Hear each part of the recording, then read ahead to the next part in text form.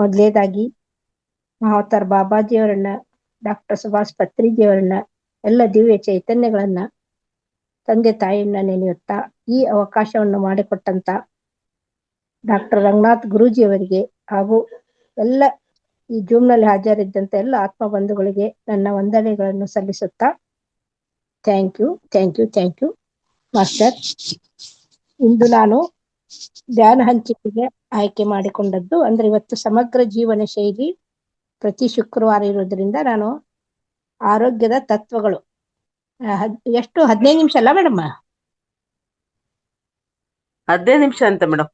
20 ನಿಮಿಷ ಪರವಾಗಿಲ್ಲ, 20 ನಿಮಿಷ. ಸರಿ ಓಕೆ ಮೇಡಮ್, ಥ್ಯಾಂಕ್ ಯು. ಸಾಮಾನ್ಯ ಆರೋಗ್ಯವಂತ ಜನರು ಏನನ್ನ ಪಾಲನೆ ಮಾಡ್ಬೇಕಂತ ಅನ್ನೋದು ಈಗ ಆಲ್ರೆಡಿ ಗುರೂಜಿಯವರು ಒಂದ್ಸಲ ಇದ್ರ ಬಗ್ಗೆ ನಮಗೆ ಕ್ಲಾಸ್ ತೆಗೆದುಕೊಂಡಿದ್ರು. ಈಗ ಹೊಸಬರು ಜಾಯ್ನ್ ಆಗಿರ್ತಾರೆ, ಮತ್ತೆ ನಮಗೂ ಮನನ ಆಗ್ಲಿ ಅಂತ ಅನ್ನೋ ಉದ್ದೇಶದಿಂದ ನಾನು ಈ ಸಬ್ಜೆಕ್ಟ್ ಅನ್ನ ಇಲ್ಲಿ ತಮ್ಮ ಮುಂದೆ ಹೇಳ್ಕೊಳ್ಳಿಕ್ಕೆ ಇಚ್ಛೆ ಪಟ್ಟಿದ್ದೇನೆ. ಸಾಮಾನ್ಯ ಆರೋಗ್ಯವಂತ ಜನರಿಗೆ ಸಂಪೂರ್ಣ ಆರೋಗ್ಯಕ್ಕಾಗಿ 10 ಪ್ರಮುಖ ತತ್ವಗಳು ಯಾವ್ದಾವ್ದು ಅಳವಡಿಸ್ಕೊಳ್ಬೇಕು. ನಾವು ಆರೋಗ್ಯವಂತರಾಗಿರ್ಬೇಕಾದ್ರೆ, ಸಾಮಾನ್ಯ ಜನರು ಕೂಡ ಆರೋಗ್ಯವಾಗಿರ್ಬೇಕಾದ್ರೆ ಯಾವ ರೀತಿ ಆಹಾರವನ್ನು ಸೇವನೆ ಮಾಡ್ಬೇಕು, ಯಾವ ರೀತಿ ನೀರು ಕುಡಿಬೇಕು ಅಂತ ಅನ್ನೋದನ್ನ ಇಲ್ಲಿ ನಾನು ಒಂದು 10 ಪಾಯಿಂಟ್ ಹೇಳಲಿಕ್ಕೆ ಇಚ್ಛೆ ಪಟ್ಟಿದ್ದೀನಿ. ನಾವು ಸೇವಿಸಬೇಕಾದ ಆಹಾರಗಳು. ನಾವು ಆಹಾರ ಧಾನ್ಯಗಳನ್ನ ನಮ್ಮ ಆಹಾರದಲ್ಲಿ ಪ್ರಧಾನ ಮುಖ್ಯ ಆಹಾರವಾಗಿ ಈ ಕೆಳಕಂಡ ಆಹಾರಗಳನ್ನ ಸೇವನೆ ಮಾಡ್ತೇವೆ. ಇದಂದ್ರೆ ಸಿರಿಧಾನ್ಯಗಳು. ಜಾಸ್ತಿ ನಾವು ಯೂಸ್ ಮಾಡ್ತಾ ಇರೋದು ಪ್ರತಿದಿನ ರೊಟ್ಟಿ, ಚಪಾತಿ ಮತ್ತೆ ರೈಸ್. ಇದನ್ನ ನಾವು ಪ್ರಧಾನ ಆಹಾರವಾಗಿ ಈಗ ಆಲ್ರೆಡಿ ನಾವು ತೆಗೆದುಕೊಳ್ತಾ ಇರ್ತೀವಿ. ಇಲ್ಲಿ ಆರೋಗ್ಯವಂತರಾಗಿರ್ಬೇಕಾದ್ರೆ ನಾವು ಏನನ್ನ ತೆಗೆದುಕೊಳ್ಬೇಕಂತಂದ್ರೆ ಸಿರಿಧಾನ್ಯಗಳು, ಅದರಲ್ಲಿ ಜವೆ, ಗೋಧಿ, ಬಾಜ್ರಾ, ರಾಗಿ, ಪಾಲಿಸ್, ಮಾಡದ ಅಕ್ಕಿ ಹಾಗೂ ನವಣೆ ಇಂಥ ಸಿರಿಧಾನ್ಯಗಳನ್ನ ನಾವು ಪ್ರತಿದಿನ ನಮ್ಮ ಪ್ರಧಾನ ಆಹಾರವಾಗಿ ತೆಗೆದುಕೊಳ್ಬೇಕು. ಅವನ್ನ ಯಾವ ರೀತಿ ತೆಗೆದುಕೊಳ್ಬೇಕಂದ್ರೆ ಇವತ್ತೇ ನಾವು ರಾಗಿನ ಇವತ್ತು ತೆಗೆದುಕೊಂಡ್ರೆ 2 ಹಿಂದೆ ಹೋಗಿ ಮುಖ ಕಾಣಲ್ಲ ಸಂಪೂರ್ಣ, ಬರೀ ಹಣೆ ಕಾಣುತ್ತೆ. ಚಂದ. ಈಗ ಮೇಡಮ್ ಸರಿ ಇದೆ? Okay, thank you. 2 ದಿವಸ ರಾಗಿಯನ್ನ ಯೂಸ್ ಮಾಡ್ಬೇಕು. ನಂತರ 2 ದಿವಸ ನವಣೆ, 2 ದಿವಸ ಬಾಜ್ರಾ ಮತ್ತೆ 2 ದಿವಸ ಪಾಲಿಶ್ ಮಾಡದ ಅಕ್ಕಿ. ಈ ರೀತಿ 10 ದಿನ ನಾವು 2 ದಿನದಂತೆ ಮಾಡ್ತಾ ಮತ್ತೆ ಅದನ್ನ ರಿಪೀಟ್ ಮಾಡ್ಬೇಕು. ಆ ರೀತಿ ನಾವು ಇವನ್ನ ಸಿರಿಧಾನ್ಯಗಳನ್ನ ನಮ್ಮ ಆಹಾರ ಪದ್ಧತಿಯಲ್ಲಿ ಯೂಸ್ ಮಾಡ್ಕೊಳ್ಬೇಕು. ನಂತರ ಇವೆಲ್ಲವೂ ಜಾಸ್ತಿ ಫೈಬರ್ನ ಹೊಂದಿರುವುದರಿಂದ ನಮ್ಮಲ್ಲಿ ಸಕ್ಕರೆ ಏನ್ ಗ್ಲೂಕೋಸ್ ಬಿಡುಗಡೆ ಆಗ್ತದಲ್ಲ ಅದನ್ನ ನಿಯಂತ್ರಿಸಲಿಕ್ಕೆ ಇವು ತುಂಬಾ ಸಹಾಯಕವಾಗಿರ್ತವೆ. ಆದ್ದರಿಂದ ಪ್ರತಿದಿನ ಇವನ್ನ ಸಿರಿಧಾನ್ಯಗಳನ್ನ ನಾವು ತೆಗೆದುಕೊಳ್ಬೇಕು. 2 ದಿನಕ್ಕೊಮ್ಮೆ ಅವನ್ನ ರುಟೀನ್ ಆಗಿ ಚೇಂಜ್ ಮಾಡ್ತಾ ಬರ್ಬೇಕು.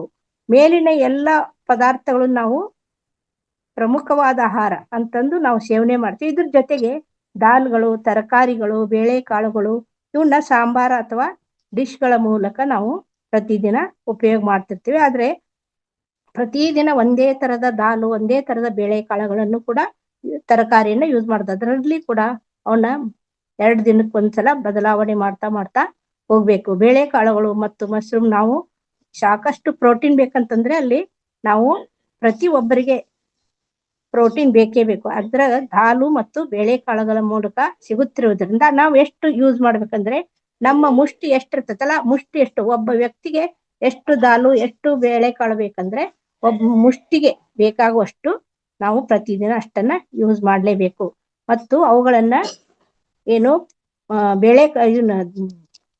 ಕಾಳುಗಳನ್ನ ಮೊಳಕೆ ಮಾಡಿ 1 ಮುಷ್ಟಿ ಆಗುವಷ್ಟು ಮೊಳಕೆ ಕಾಳುಗಳನ್ನ ಅಷ್ಟೇ ಯೂಸ್ ಮಾಡ್ಬೇಕು. ಅದಕ್ಕಿಂತ ನಾವು ಹೆಚ್ಚಿಗೆ ಯೂಸ್ ಮಾಡಿದ್ರೆ ಅಷ್ಟಾದ್ರೂ ಕನಿಷ್ಠ ಅದನ್ನ ನಾವು ಪ್ರತಿದಿನ ನಮ್ಮ ಊಟದಲ್ಲಿ ಅಳವಡಿಸ್ಕೊಳ್ಬೇಕು.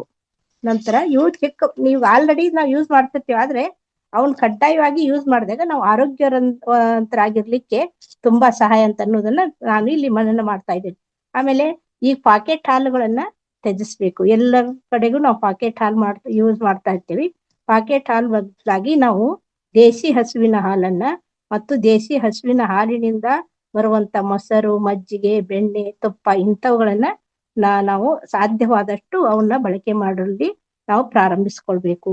ಪ್ರತಿಯೊಬ್ಬರು ವಾರಕ್ಕೆ ಕನಿಷ್ಠ 1 ಎಳ್ಳು ಲಡ್ಡು, ಅಂದ್ರೆ ಇದು ಎಲ್ಲ ಎಣ್ಣೆ ಅಂಶ ಹೊಂದಿದ್ರಿಂದ ಎಣ್ಣೆನು ಎಣ್ಣೆ ಅಂಶನೂ ಬೇಕು. ಎಣ್ಣೆ ಕೊಲೆಸ್ಟ್ರಾಲ್ ಆಗುತ್ತೆ ಅಂತಂದು ಬಹಳಷ್ಟು ಜನ ಎಣ್ಣೆ ತಿನ್ನುವುದನ್ನ ಬಿಡ್ತೇವಿ. ಆಮೇಲೆ ಎಣ್ಣೆ ಪದಾರ್ಥಗಳನ್ನ ವ್ಯಜಿಸ್ಬಿಟ್ಟಿರ್ತೀವಿ. ಅದು ಅಲ್ಲ, ನಮ್ಗೆ ಎಣ್ಣೆನೂ ಕೂಡ ಅಷ್ಟೇ ಪ್ರಾಮುಖ್ಯವಾಗಿದ್ದರಿಂದ ಅವುಗಳಲ್ಲಿ ಎಣ್ಣೆ ಅಂಶ ಯಾವ ಯಾವ ಪದಾರ್ಥಗಳಲ್ಲಿ ಸಿಗುತ್ತೆ ಅದರಲ್ಲಿ ಕೂಡ ಎಳ್ಳು ಲಡ್ಡು ಅಂದ್ರೆ ಎಳ್ಳಿನಿಂದ ಮಾಡಿದಂತ ಉಂಡೆಯನ್ನ ನಾವು ಪ್ರತಿದಿನ ಖಾಲಿ ಹೊಟ್ಟೆಯಲ್ಲಿ ಒಂದು ತಿನ್ಬಹುದು. ಮತ್ತು ಎಳ್ಳು ಬೀಜಗಳಿಗೆ ಇದನ್ನ ಸೇವನೆ ಮಾಡೋದ್ರಿಂದ ಕ್ಯಾನ್ಸರ್ ಅನ್ನ ತಡೆಗಟ್ಟುವಂತ ಗುಣದ ಔಷಧೀಯ ಗುಣಗಳು ಈ ಎಳ್ಳು ಲಡ್ಡೆಯಲ್ಲಿ ಇರೋದ್ರಿಂದ ಅದು ಎಳ್ಳು ಲಡ್ಡುವನ್ನ ನಾವು ಸೇವನೆ ಮಾಡ್ತಾ ಹೋಗ್ಬೇಕು. ಮತ್ತೆ ನಾವು ಯಾವ ತರಹದ ಪ್ರತಿದಿನ ನಾವು ಯಾವ ತರಹದ ಎಣ್ಣೆಗಳನ್ನ ಯೂಸ್ ಮಾಡ್ಬೇಕಂತಂದು ಈಗ ಆಲ್ರೆಡಿ ನಮ್ಮ ಸೆಷನ್ನದಲ್ಲಿ ಕೊಟ್ಟಿದ್ದಾರೆ. ಆ ರೀತಿ ನಾವು ಕುಸುಬೆ ಎಣ್ಣೆ, ಸಾಸಿವೆ ಎಣ್ಣೆ, ಎಳ್ಳಿನ ಎಣ್ಣೆ, ತೆಂಗಿನ ಎಣ್ಣೆ ಅಥವಾ ಕಡಲೆಕಾಯಿ ಎಣ್ಣೆ ಯಾವುದಾದ್ರೂ ಅದು ಎಣ್ಣೆಯನ್ನ ಶುದ್ಧವಾಗಿರುವಂತ ಗಾಣದ ಎಣ್ಣೆಯನ್ನ ನಾವು ಉಪಯೋಗ ಮಾಡ್ಬೇಕಂತಂದು ಈಗ ಆಲ್ರೆಡಿ ಗುರೂಜಿಯವರು ಒಬ್ಬರ ಏನ್ ಸ್ಪೆಷಲ್ ವ್ಯಕ್ತಿಗಳನ್ನ ಕರೆಸಿ ಅದ್ರ ಬಗ್ಗೆ ನಮ್ಗೆ ಕೊಟ್ಟಿದ್ದಾರೆ. ಅದಕ್ಕೆ ಸಾಧ್ಯವಾದಷ್ಟು ನಾವು ಏನು ಗಾಣದ ಎಣ್ಣೆಯನ್ನ ಉಪಯೋಗ ಮಾಡ್ಲಿಕ್ಕೆ ಪ್ರಾರಂಭ ಮಾಡ್ಬೇಕು. ಇದು ನಮ್ಗೆ ಧ್ಯಾನ ತಿಳಿದ ನಂತರ ಪ್ರತಿ ವ್ಯಕ್ತಿಗೆ ಎಷ್ಟು ನಮ್ಗೆ ಎಣ್ಣೆ ಬೇಕಂದ್ರೆ ಒಂದು ದಿನಕ್ಕೆ 3ರಿಂದ 5 ಚಮಚೆ ಎಣ್ಣೆ ಸಾಕು. ಇದನ್ನು ನಾವು ಅಳತೆ ಮಾಡ್ತಾ ನಾವು ಪ್ರತಿದಿನ ನಮ್ಮ ಮನೆಯಲ್ಲಿ ಎಷ್ಟು ಜನ 5 ಜನ ಇದ್ರೆ ನಮ್ಗ 3 ಅಂದ್ರೆ 15 ಚಮಚೆ ಎಣ್ಣೆಯನ್ನ ನಾವು ಇಡೀ ದಿನದ ಅಡಿಗೆಯಲ್ಲಿ ಉಪಯೋಗ ಮಾಡ್ಬೇಕು. ಈ ರೀತಿ ನಾವು ಪದ್ಧತಿಯನ್ನ, ಯಾಕೆಂದ್ರೆ ಹೆಚ್ಚು ಎಣ್ಣೆ ಹಾಕಿ ಅಡಿಗೆ ಮಾಡೋದು ಈಗ ರೂಢಿ ಆಗ್ಬಿಟ್ಟಿರ್ತೈತಲ್ಲ, ಅದನ್ನ ನಾವು ಇಲ್ಲಿ ಇದನ್ನ ಯೂಸ್ ಮಾಡೋದು ಕಡಿಮೆ ಮಾಡ್ಬೇಕು. ಎಣ್ಣೆ ಪದಾರ್ಥಗಳಾದಂತ ಎಳ್ಳು ಲಡ್ಡು ಅಥವಾ ಮತ್ತೆ ಬೇರೆ ತರದ ಎಣ್ಣೆ ಪದಾರ್ಥ ಸಾಕಷ್ಟು ಅವನ್ನ ನಾವು ನಮ್ಮ ಊಟದಲ್ಲಿ ಬದಲಾವಣೆ ಮಾಡ್ಕೊಳ್ಬೇಕು. ಮತ್ತೆ ಸಿಹಿ ಪದಾರ್ಥಗಳನ್ನ ನಾವು ತಿಂತಾ ಇರ್ತೀವಿ. ಸಿಹಿ ಎಲ್ಲರಿಗೂ ಇಷ್ಟ, ಸಿಹಿ ತಿನ್ಬೇಕು. ಈ ಸಿಹಿನ ತಿನ್ನೋದ್ರಿಂದ ಅದು ಕೂಡ ಕೆಮಿಕಲ್ಸ್, ಬೆಲ್ಲದಲ್ಲೂ ಕೂಡ ಕೆಮಿಕಲ್ ಮಿಶ್ರವಾಗಿರೋದ್ರಿಂದ ನಮಗೆ ಬೆಲ್ಲನೂ ಕೂಡ ಶುದ್ಧವಾದ ಬೆಲ್ಲ ಸಿಗ್ತೇ ಇರುವುದಿಲ್ಲ. ಆದ್ದರಿಂದ ನಾವು ಅದರ ಬದಲಾಗಿ ಖರ್ಜೂರದ ಬೆಲ್ಲ ಅಥವಾ ಈಗೇನ್ ಬಂದಿರ್ತೈತಲ್ಲ ಕಪ್ಪು ಬೆಲ್ಲ, ಉಂಡೆ ಬೆಲ್ಲವನ್ನ ಅದು ಶುದ್ಧವಾಗಿರುವುದನ್ನ ನಾವು ಗಮನವಿಟ್ಟು ಅದನ್ನ ಬಗ್ಗೆ ತಿಳಿದುಕೊಂಡು ಅದನ್ನ ನಾವು ಪ್ರತಿದಿನ ಯೂಸ್ ಮಾಡ್ಬೇಕಂತಲ್ಲ. ನಿಮ್ಗೆ ಏನು ಸಿಹಿ ಭಕ್ಷ್ಯಗಳನ್ನ, ಸಿಹಿ ಖಾದ್ಯಗಳನ್ನ ಮಾಡ್ತಿರ್ತಲ್ಲ ಅಂತ ಸಮಯದಲ್ಲಿ ಸಕ್ಕರೆಯನ್ನ ನಾವು ಕಡಿಮೆ ಮಾಡಿ ಅದರ ಬದಲಾಗಿ ಖರ್ಜೂರವನ್ನು ಉಪಯೋಗ ಮಾಡೋದು. ಬೆಲ್ಲದ ಬದಲಾಗಿ ಈಗ ಎಲ್ಲ ಡ್ರೈ ಫ್ರೂಟ್ಸ್ ಗಳನ್ನ ಹಾಕಿ ಅಲ್ಲೇ ಉಂಡೆ ಕಟ್ಟುವಾಗ ನಾವು ಬೆಲ್ಲದ ಬದಲಾಗಿ ಖರ್ಜೂರವನ್ನ ಮಿಕ್ಸ್ ಮಾಡಿದಾಗ ಅದು ಕೂಡ ಬೆಲ್ಲಕ್ಕಿಂತ ತುಂಬಾ ರುಚಿಯಾಗಿರೋದನ್ನ ನಾವು ಗಮನಿಸಬಹುದು. ನಂತರ ಉಪ್ಪನ್ನ ನಾವು ಪುಡಿ ಉಪ್ಪು, ಸಾಲ್ಟನ್ನ ಪುಡಿ ಉಪ್ಪನ್ನ ಜಾಸ್ತಿ ಎಲ್ಲರ ಮನೆಯಲ್ಲಿ ಉಪಯೋಗ ಮಾಡೋದನ್ನ ನೋಡಿದೆ. ಅದರ ಬದಲಾಗಿ ನಾವು ಇನ್ನು ಸಮುದ್ರ ಉಪ್ಪು, ಹಳಕುಪ್ಪು ಅಥವಾ ಸೈಂಧಲವಣ ಉಪ್ಪು ಅಂತ ಬರುತ್ತೆ, ಅದನ್ನ ನಾವು ಪ್ರತಿದಿನ ಅಡಿಗೆಯಲ್ಲಿ ಉಪಯೋಗ ಮಾಡೋದನ್ನ ಇಲ್ಲಿ ಈಗ ಆಲ್ರೆಡಿ ನಾವು ಬಳಕೆ ಮಾಡ್ತಾ ಇದ್ದೇವೆ. ಬಹಳಷ್ಟು ಜನ ಇಲ್ಲಿ ಸಮಗ್ರವಾಗಿ ಇಲ್ಲಿ ಮಹಾವತಾರ ಫೌಂಡೇಶನ್ ನಲ್ಲಿ ನಾವು ಹಾಜರಾದವ್ರು ಮಾಡ್ತಾ ಇರ್ತೀವಿ. ಆದ್ರೆ ಇನ್ನು ಕೆಲವರು ಹೊಸಬರಾದವ್ರಿಗೆ ಅಂತ ಅನ್ನೋದ್ರ ಬಗ್ಗೆ ನಾನು ಈ ಮಾಹಿತಿಯನ್ನ ಇಲ್ಲಿ ಕೊಡ್ಲಿಕ್ಕೆ ಇಚ್ಛೆ ಪಟ್ಟಿದ್ದೇನೆ. ಮತ್ತೆ ಮಕ್ಕಳಿಗೆ ನಾವು ಊಟವನ್ನ ಯಾವಾಗ ಮಾಡ್ಬೇಕು ಅಂತಂದ್ರೆ, ಮಕ್ಕಳು ಮಾತ್ರ ಹಸಿವಾದಾಗೆಲ್ಲ ಊಟ ಮಾಡ್ಲಿಕ್ಕೆ ಅವ್ರಿಗೆ ಅವಕಾಶ ಇರುತ್ತೆ. ಆದ್ರೆ ನಾವು ವಯಸ್ಕರು ಬೆಳಗ್ಗೆ 9 ಗಂಟೆಗೆ ಊಟ ಮಾಡಿದ ನಂತರ ಅಂದ್ರೆ ಪ್ರಧಾನ ಆಹಾರವನ್ನ ತೆಗೆದುಕೊಂಡ ನಂತರ ಧಾನ್ಯಗಳ ಆಹಾರವನ್ನ ನಾವು ಸೇವಿಸಿದ ನಂತರ ನಾವು ಸಂಜೆಗೆ 6 ಗಂಟೆಗೆ ಮತ್ತೆ ನಾವು ಅವಾಗ ಊಟವನ್ನ ಮಾಡ್ಬೇಕು, ಅಥವಾ ಲೈಟ್ ಫುಡ್. ಈಗ 6ರಿಂದ 7 ಗಂಟೆ ಸಾಯಂಕಾಲ 7 ಗಂಟೆ ಒಳಗೆ ನಾವು ಊಟವನ್ನ ಮುಗಿಸ್ಬೇಕು. ಮಧ್ಯದಲ್ಲಿ ನಮಗೆ ಹಸಿವಾದ್ರೆ ಅವಾಗ ಏನ್ ಮಾಡಬೇಕು, ಹಣ್ಣುಗಳನ್ನ ಅಥವಾ ತರಕಾರಿ ಅಥವಾ ನೀರನ್ನ ಕುಡಿಯೋದ್ರ ಮೂಲಕ ಅಲ್ಲಿ ನಮ್ಮ ಹಸುವನ್ನ ನೀಗಿಸ್ಬೇಕು. 2 ಮಾತ್ರ ಇಲ್ಲಿ ಊಟ ಮಾಡ್ಲಿಕ್ಕೆ ನಮಗೆ ಇಲ್ಲಿ ತಿಳಿಸಿದ್ದಾರೆ. ಇದರಿಂದ ನಾವೇನ್ ಮಾಡ್ತೀವಿ, ಸಾಯಂಕಾಲ 7 ಗಂಟೆಗೆ ಊಟ ಮುಕ್ತಾಯ ಆಯ್ತಂದ್ರೆ ಬೆಳಿಗ್ಗೆ 9 ಗಂಟೆವರೆಗೂ ನಮ್ಮ ಖಾಲಿ ಹೊಟ್ಟೆ ಇರೋದ್ರಿಂದ ಅಲ್ಲಿ ನಮಗೆ ಇಂಟರ್ಮೀಡಿಯೇಟ್ ಫಾಸ್ಟಿಂಗು ಆಗ್ಬಹುದು. ಅದನ್ನ ನಾವು ಇಲ್ಲಿ ಅಳವಡಿಸ್ಕೊಂಡಂಗೆ ಆಗುತ್ತದೆ. ನಂತರ ನೀರನ್ನ ತಾಮ್ರದ ಪಾತ್ರೆಯಲ್ಲಿ ಇಟ್ಕೊಂಡು ನೀರು ಕುಡಿಬೇಕಂತ ಈಗ ಸಾಕಷ್ಟು ಸೆಷನ್ದಲ್ಲಿ ಹೇಳಿದರೆ, ಅದೇ ತಾಮ್ರದ ಪಾತ್ರೆ ಸಿಗದೆ ಇದ್ದಾಗ ಮಡಕೆಯಲ್ಲೂ ಕೂಡ ನಾವು ನೀರನ್ನ ಇಟ್ಟುಕೊಂಡು ನೀರನ್ನ ಸೇವಿಸಬಹುದು. ಅದನ್ನ ಪ್ರತಿ ತಾಮ್ರದ ಪಾತ್ರೆ ಇದ್ದಲ್ಲಿ ಅದನ್ನ ನಾವು ಪ್ರತಿದಿನ ಸ್ವಚ್ಛಗೊಳಿಸಿ ನೀರನ್ನ ನಾವು ಕುಡಿಲಿಕ್ಕೆ ಯೂಸ್ ಮಾಡಬಹುದು. ಮತ್ತೆ ಅಡಿಗೆಗೂ ಕೂಡ ಅದೇ ನೀರನ್ನ ಯೂಸ್ ಮಾಡಿದ್ರು ಇನ್ನೂ ಒಳ್ಳೆಯದು. ಕನಿಷ್ಠ ತಾಮ್ರದ ಪಾತ್ರೆಯಲ್ಲಿ ಕನಿಷ್ಠ 6 ಗಂಟೆಗಳ ಕಾಲ ನೀರನ್ನ ಇಟ್ಟು ಆ ನೀರನ್ನ ನಾವು ಕುಡಿಯಲಿಕ್ಕೆ, ಅಡಿಗೆ ಮಾಡ್ಲಿಕ್ಕೆ ಯೂಸ್ ಮಾಡಿದಲ್ಲಿ ಅದು ಶಕ್ತಿಯುತವಾದ ಮತ್ತು ಅದು ಆರೋಗ್ಯವಂತ ನೀರು ಅಂತ ನಾವು ಹೇಳ್ಬೋದು. ನಂತರ ಈಗ ಟೀ ಕಾಫಿ ಕುಡಿಯುವ ಬದಲಾಗಿ ನಾವು ಕಷಾಯವನ್ನ ಹರ್ಬಲ್ ಡಿಕಾಕ್ಷನ್ಗಳನ್ನ ಕುಡಿಲಿಕ್ಕೆ ಕುಡಿಯುವ ಪದ್ಧತಿಗಳನ್ನ ಬೆಳೆಸ್ಕೊಳ್ಬೇಕು. ಮತ್ತೆ ನಮ್ಮಲ್ಲಿ ಸಿಗುವಂತ ಎಲೆಗಳು ಅಂದ್ರೆ ಈಗ ಆಲ್ರೆಡಿ ಹೇಳಿದಾರೆ ಏನಂದ್ರ ಕಷಾಯ ಮಾಡ್ಲಿಕ್ಕೆ ನಾವು ತುಳಸಿ ಎಲೆಗಳನ್ನ ಯೂಸ್ ಮಾಡ್ಬೋದು, ಅಥವಾ ಬಿಲ್ವ ಪತ್ರೆ ಎಲೆ, ಇಂಥವು ಕರ್ಕಿ ಈ ತರದ ಕಷಾಯಗಳನ್ನ ನಾವು ಪ್ರತಿದಿನ ಕಷಾಯಗಳನ್ನ ತಯಾರು ಮಾಡ್ಕೊಂಡು ಅಲ್ಲಿ ಬೆಲ್ಲವನ್ನ ಹಾಕಿ ಅದನ್ನ ತಾಳೆ ಬೆಲ್ಲ ಅಂತ ಬರ್ತಾರ ಅಥವಾ ಜೋನಿ ಬೆಲ್ಲ ಅಂತ ಬರುತ್ತೆ, ಅದನ್ನ ಮಿಕ್ಸ್ ಮಾಡ್ಕೊಂಡು ಕುಡಿಬೇಕಲ್ಲಿ. ಚಹಾ ಪುಡಿ ಅಥವಾ ಸಕ್ಕರೆಯನ್ನ ಕಷಾಯದಲ್ಲಿ ಯೂಸ್ ಮಾಡಬಾರ್ದು. ಕಾಫಿ ಟೀ ಬದಲಾಗಿ ಈ ಕಷಾಯವನ್ನ ಕುಡಿಯುವಂತ ಪದ್ಧತಿಯನ್ನ ನಾವು ಬೆಳೆಸ್ಕೊಳ್ಬೇಕು. ನಂತರ ನಡಿಗೆ ಕಡ್ಡಾಯ. ನಾವು ಇಷ್ಟೆಲ್ಲ ನಾವು ಊಟ ಮಾಡೋದಾಯ್ತು, ನೀರು ಕುಡಿಯೋದಾಯ್ತು, ಯಾವ ರೀತಿ ಎಣ್ಣೆನೋ ಬಳಕೆ ಮಾಡ್ಕೊಳ್ಳೋದಾಯ್ತು, ಆದ್ರೆ ಆರೋಗ್ಯಕ್ಕೆ ನಾವು ಬೇಕಂತಂದ್ರೆ ಶ್ರಮನು ಬೇಕು ನಮ್ಮ ದೇಹಕ್ಕೆ. ಅಂದಾಗ ನಾವು ನಡಿಗೆ ಅಂದ್ರೆ ವಾಕಿಂಗು ಕಡ್ಡಾಯವಾಗಿ ಮಾಡ್ಲೇಬೇಕು. ನಾವು ವಾಕಿಂಗ್ ಮಾಡ್ತೇವೆ ಅಂತಂದು ಪ್ರತಿದಿನ 1.5 ಗಂಟೆ ನಡೆಯೋದನ್ನ ನಾವು ರೂಢಿಸ್ಕೊಳ್ಬೇಕು. ರೂಢಿಸ್ಕೊಂಡಾಗ ನಮ್ಮ ದೇಹ ಬರೀ ಊಟ ಮಾಡೋದ್ರಿಂದ ಅಷ್ಟಲ್ಲ, ಶ್ರಮ ಪಟ್ಟು ನಮ್ಮಲ್ಲಿರುವಂತ ಗ್ಲೂಕೋಸ್ ಅನ್ನ ನಾವು ಕಡಿಮೆ ಮಾಡ್ಬೇಕಂದ್ರ ನಮ್ಮ ಬೆವರನ್ನ ಸುರಿಸ್ಲೇಬೇಕು. ಆದ್ದರಿಂದ ನಡಿಗೆ ತುಂಬಾ ಒಳ್ಳೆಯದು. ವಾಕಿಂಗ್ ಅನ್ನ ಎಲ್ಲರೂ ಅಳವಡಿಸ್ಕೊಳ್ಬೇಕು. ನಂತರ ಇದರೊಂದಿಗೆ ನಿದ್ರೆನೂ ಕೂಡ ಕಡ್ಡಾಯವಾಗಿ ಬೇಕೇ ಬೇಕು.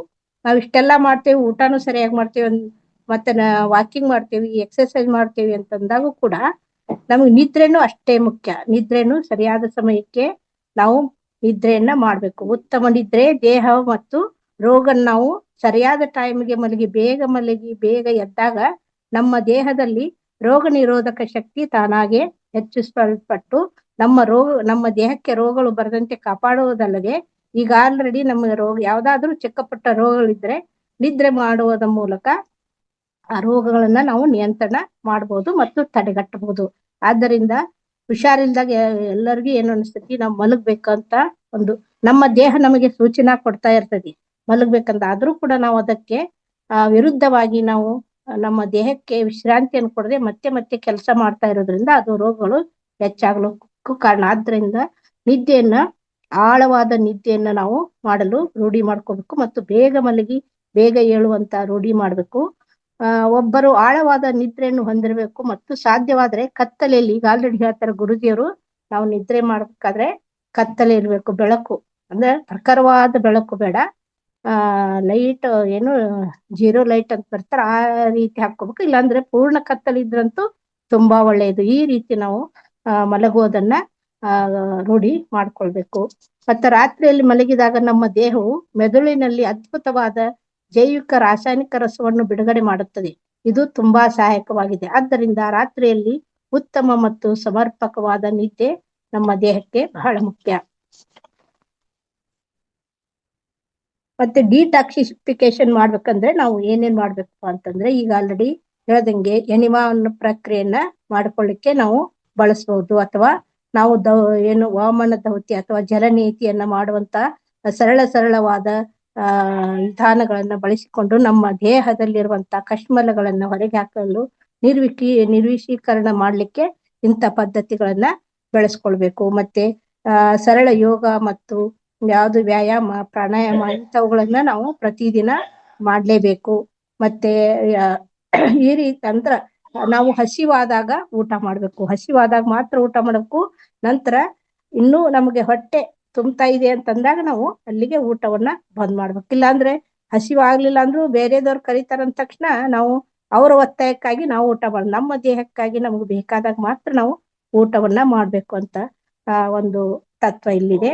ಇಂಥ ಬೀಜಗಳು ಮತ್ತು ಬೀಜಗಳಿಂದ ಅಲಂಕರಿಸಿದ ಸಲಾಡ್ಗಳು ಅಂದ್ರೆ ಹೇಳ್ತೇವಲ್ಲ, ಈಗ ಬೀಜ ಅಂದ್ರೆ ಡ್ರೈ ಫ್ರೂಟ್ಸ್ ಮತ್ತು ಸಲಾಡ್ಗಳನ್ನ ನಮ್ಮ ಹಸಿರು ತಟ್ಟೆ ಅಂತ, ಈಗ ನಮ್ಗೆ ಎಲ್ಲಿ ಹೋದಲ್ಲೂ ಗುರೂಜಿ ಅವ್ರು ಹೇಳ್ತಾ ಇರ್ತಾರೆ, ಅಂತ ಹಸಿರು ತಟ್ಟೆಗಳನ್ನ ಮತ್ತು ತೆಂಗಿನ ತುರಿಯನ್ನ ಈ ರೀತಿ ಮೊಳಕೆ ಕಾಳುಗಳನ್ನ ನಮ್ಮ ಪ್ರತಿದಿನದ ಊಟದಲ್ಲಿ ನಾವು ನಮ್ಮ ದೇಹಕ್ಕೆ ಎಷ್ಟು ಬೇಕೋ ಅಷ್ಟನ್ನ ಕಡ್ಡಾಯವಾಗಿ ಬಳಕೆ ಮಾಡ್ಬೇಕು. ಮತ್ತೆ ಸಂಜೆ ತಿಂಡಿಗಳಂತ ಕುರುಕಲ ತಿಂಡಿಗಳನ್ನ ನಾವೆಲ್ಲರೂ ಮನೆಯಲ್ಲಿ ಮಾಡ್ತಾ ಇದ್ವಿ, ಬಜ್ಜಿ ಬೋಂಡ ಅಥವಾ ಇಂಥವು ಕುರುಕಲ ತಿಂಡಿಗಳನ್ನ ಹೆಚ್ಚಾಗಿ ಸೇವಿಸುವುದನ್ನ ನಾವು ಕಡಿಮೆ ಮಾಡ್ಬೇಕು. ಜೊತೆಗೆ ಅದ್ರ ಬದಲಾಗಿ ಏನ್ ಮಾಡ್ಬೇಕು, ನಾವು ಎಳೆನೀರು, ಜ್ಯೂಸು ಮತ್ತೆ ಡ್ರೈ ಫ್ರೂಟ್ಸ್ ಇಂಥವುಗಳನ್ನ ಸೇವನೆ ಮಾಡುವ ಪದ್ಧತಿಯನ್ನ ನಾವು ಬೆಳೆಸ್ಕೊಳ್ಬೇಕು.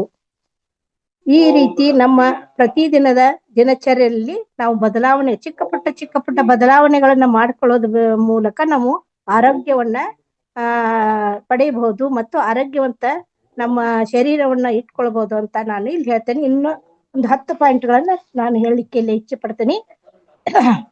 ರಾತ್ರಿ ಊಟದ ನಂತರ ಸುಮಾರು 9 ಗಂಟೆಗೆ ಅಂದ್ರೆ 7 ಗಂಟೆಗೆ ನಾವು ಊಟ ಮುಗಿಸ್ತೇವಲ್ಲ, ಅದು ನಮ್ದು ಜೀರ್ಣಕ್ರಿಯೆ ಆಗ್ಬೇಕಂದ್ರೆ 2 ತಾಸು ಬೇಕು. 2 ತಾಸಿನ ನಂತರ 1 ತಾಸು ಕಡ್ಡಾಯವಾಗಿ ನಾವು ಧ್ಯಾನವನ್ನ ಮಾಡೋದ್ರ ಮೂಲಕ ಅವತ್ತನ್ನ ದಿನಚರ್ಯವನ್ನು ನಾವು ಮುಕ್ತಾಯ ಮಾಡಿ ನಿದ್ರೆಗೆ ಹೋಗ್ಬೇಕು. ಅದನ್ನ ನಾವು ಈಗ ಆಲ್ರೆಡಿ ಮಹಾವತಾರ ಫೌಂಡೇಶನ್ 9 ರಿಂದ ತರಗತಿ ಇದೆಲ್ಲ, ಎಲ್ಲರೂ ಅದರಲ್ಲಿ ಹಾಜರಾದ್ರೆ ಅದಕ್ಕೆ ನಮ್ಗ ಈ ಒಂದು ದಿನಚರ್ಯವನ್ನ ನಾವು ಅಳವಡಿಸ್ಕೊಂಡಂಗ ಆಗ್ತದೆ. ಆದ್ದರಿಂದ ಊಟವಾದ ನಂತರ 2 ತಾಸುಗಳ ನಂತರ 1 ಗಂಟೆ ಧ್ಯಾನವನ್ನ ಕಡ್ಡಾಯವಾಗಿ ಮಾಡ್ಬೇಕು. ರಾತ್ರಿಯ ಸಮಯ 7 ಗಂಟೆ ಒಳಗೆ ಮುಗಿಸ್ಲಿ ಅಂತ ನಾನೀಗ ಆಲ್ರೆಡಿ ಹೇಳಿದ್ದೀನಿ. ನಿಮ್ಮ ಆಯ್ಕೆಯು ಭೋಜನಕ್ಕೆ ಕೆಲವು ಶಿಫಾರಸುಗಳನ್ನು ಅಳವಡಿಸ್ಕೊಳ್ಬೇಕು. ಈಗ ಆಲ್ರೆಡಿ ನಮ್ಮ ಸೆಷನ್ ನಲ್ಲಿ ಬೇಕಾದಷ್ಟು ಯಾವ ರೀತಿ ಊಟ ಮಾಡ್ಬೇಕು, ಯಾವ ರೀತಿ ಊಟದಲ್ಲಿ ಏನೇನ್ ಬಳಸ್ಕೊಳ್ಬೇಕು ಅಂತ ನಾನು ಸಣ್ಣ ವಿಷಯಗಳನ್ನ ಹೇಳಿದ್ದೀನಿ. ಇನ್ನೂ ನೀವು ಹೆಚ್ಚಿನ ಮಾಹಿತಿ ಬೇಕಾದಲ್ಲಿ ನಮ್ಮ ಮಹಾವತಾರ ಫೌಂಡೇಶನ್ ನಲ್ಲಿ ಗುರೂಜಿಯವರು ತುಂಬಾ ತರಗತಿಗಳನ್ನು ಕೊಟ್ಟಿದ್ರು. ಅವನ್ನೆಲ್ಲ ಮಹಾವತಾರ ಫೌಂಡೇಶನ್ ಟಿವಿ ಸಬ್ಸ್ಕ್ರೈಬ್ ಮಾಡ್ಕೊಳ್ಳೋದ್ರ ಮೂಲಕ ಅವುಗಳನ್ನೆಲ್ಲ ನಾವು ಅಳವಡಿಸ್ಕೊಂಡು ನಾವು ಆರೋಗ್ಯವಂತ ಜೀವನವನ್ನ ನಡೆಸೋಣ. ಹಾಗೂ ಈಗ ಆಲ್ರೆಡಿ ನಮ್ಗೆ ಯಾವುದೇ ಚಿಕ್ಕ ಪುಟ್ಟ ಕಾಯಿಲೆಗಳು ಇದ್ರೆ ನಮ್ಮ ಮನೆ ಮದ್ದುಗಳನ್ನ ಅಳವಡಿಸ್ಕೊಂಡು ನಾವು ಆರೋಗ್ಯವಂತರಾಗಿರೋಣ ಅಂತ ಹೇಳ್ತಾ ನನಗಿಲ್ಲಿ ಅವಕಾಶ ಮಾಡಿಕೊಟ್ಟಿದ್ದಕ್ಕಾಗಿ ಧನ್ಯವಾದಗಳು. Thank you madam. Thank you so much.